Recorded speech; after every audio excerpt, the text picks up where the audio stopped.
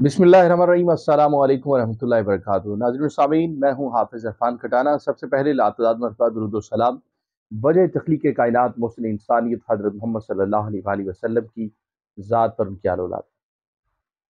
आज हम बात करेंगे क्रिकेट के हवाले से। जैसे कि आज आपने देखा कि पाकिस्तान और श्रीलंका के मबैन एक शानदार जो है मुकाबला देखने को मिला, और जिसमें सबसे पहले तो शायकीन क्रिकेट को जो है वो खेल की फतह जो है मुबारकबाद पेश करते हैं।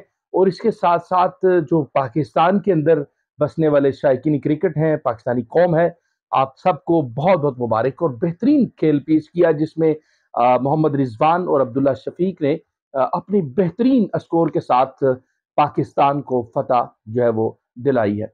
बिल्कुल इसके साथ साथ अगर श्रीलंका की बात की जाए, श्रीलंका ने भी बहुत अच्छा खेला।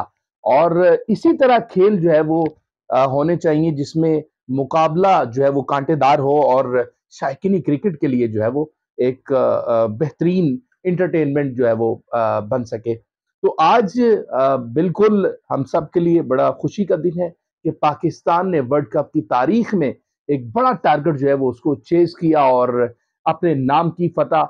और इसके साथ साथ मैं आपको ये भी बताता चलूं कि जैसे आज पाकिस्तानी टीम की मैनेजमेंट ने ये फैसला किया और अब्दुल्ला शफीक को जो है वो फखर जमान की जगह लेके आए। मैं समझता हूँ कि यहाँ पे फखर जमान को अगर इंटर किया जाए और इमाम अल हक को अगर कुछ देर के लिए रेस्ट दी जाए तो एक और अच्छा फैसला हो सकता है। और लेकिन ये आज का जो फैसला, और जिस अंदाज में मोहम्मद रिजवान और अब्दुल्ला शफीक दोनों पार्टनरशिप के साथ खेले और एक बड़े पहाड़ को जो है वो जो स्कोर का पहाड़ था उसको चेज किया, इसी तरह मैं चाहता हूं कि पाकिस्तान के अंदर दूसरे भी दीगर जो शोबाजात हैं उनको भी चाहिए कि वो मिलकर पार्टनरशिप के साथ जो है वो पाकिस्तान के हालात को बेहतर करें। और उम्मीद करते हैं कि यकीनन हमें ये भी खुशी मिलेगी कि हम सब मिलकर और पाकिस्तान के तमाम इदारे मिलकर जो है वो पाकिस्तान की तरक्की और खुशहाली में अपना किरदार अदा करेंगे। और इंशाल्लाह आइंदा भी आपके साथ जो है वो जो जैसे ही वर्ल्ड कप के मैचेस जो है वो उनके सूरत हाल पे हम बात भी करेंगे और आप तक